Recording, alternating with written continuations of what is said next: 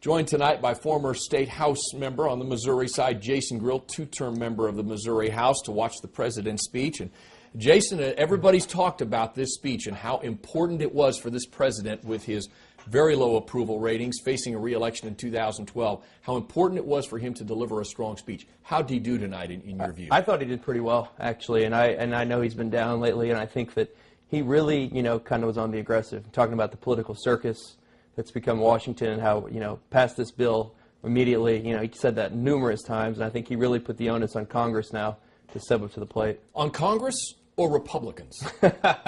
Probably on Republicans, actually. We all know, a lot of these things were sponsored by both parties in the past. He's mentioned that. Probably not all of them. I think at points he might have, kind of brought that a little long too far. But yeah, I think he put it right square on the House to work with him, and that was a good thing.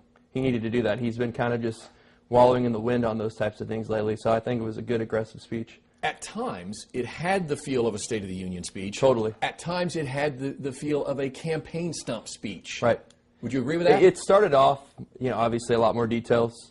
And then at the end, I think it kind of tailored off to more of a political speech and a campaign speech with broad ideas and whatnot. Then he kind of came back at the end to kind of exactly what he wanted to do in the short term. And the urgency of this, the bipartisan nature of this bill that he's trying to get passed. You touched on it, and that was the key theme throughout this bill. Pass this bill right away, the American Jobs Act. It has planks that both sides of the aisle have supported. Right. And while that's true, it's still going to be politically a very difficult sell, isn't it? Sure. And it always goes back to the spending and to the tax cuts.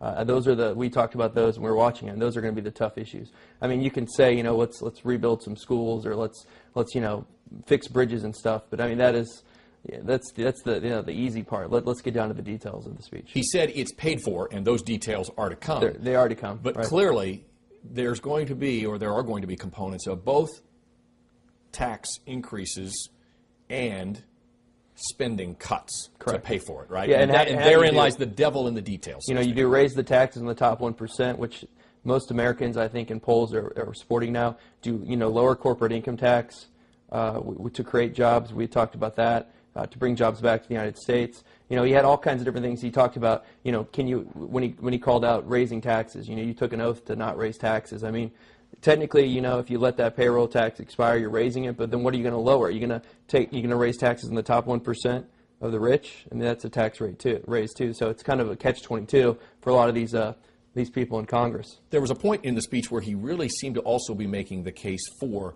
federal government involvement. He talked about his attempts to cut back on regulations, many imposed by his administration. So I think he clearly read the tea leaves there on that. But at the same time, he made the case for government involvement and regulation. Right. He said, jobs versus safety. He kind of posed that question to the American people, and in kind of a broad way. Obviously, we're all going to want to be safe and have jobs. But then he also, talked about the past history of our country, which I thought was good. I think that kind of puts things in perspective when a lot of people out there who are on the other side of him want no government involvement in anything these days. So you've been a part of making the sausage, so to speak. In right. other words, you can propose these grand ideas and let's put America back to work, so on and so forth.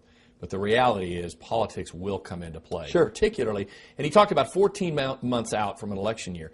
Precisely. The American people don't have 14 months, but clearly the campaigns are already ratcheting up. So how much of this does get done at the end of the day? At the end of the day, I don't think all of it gets passed. I think you got to remember, you got to go through committees. You're going to have all these different egos and personalities. And, it is an election year next year, and I think that's going to affect a lot of the people's opinions in this. And I wish it wouldn't. I mean, we all wish, we could pass all these things and not raise taxes and fix our roads and compete with China on travel and whatnot. But, the devil's in the details, and we'll see what happens. And that's kind of always the big issue. Now, Congress ran to, bail out Wall Street and the banks many years ago. I mean, we should be able to do that now. We should be able to, if they were that fast to work then, why can't they do that now in the jobs bill? Because it's obviously a crisis, and it's something that the American people, I mean, this whole election next year is going to be based on the economy. Everyone knows that. So, let's see them roll the sleeves up and come to some compromises is what I would say. He used jobs, and he actually did play to class warfare. I know he tried to deny it. Yeah, that was the first thing said on Twitter was he said something about this isn't about politics, and then everyone came across, this is about class warfare. The one term you never heard him use you haven't heard this White House use is stimulus. That's more spending, which didn't work before, and now he's proposing more of it. So why should the American people? Well, they should. The president's, his staff will come out and say it did work because it could have been a worse catastrophe. It actually created 3 million jobs, is what they're saying. So, and that was twice as much money, it looks like, from what we're hearing. So, I think we're in a kind of a more dire situation now, and I think that all these things put together, if you can actually get them done, are a good thing. But that's the problem.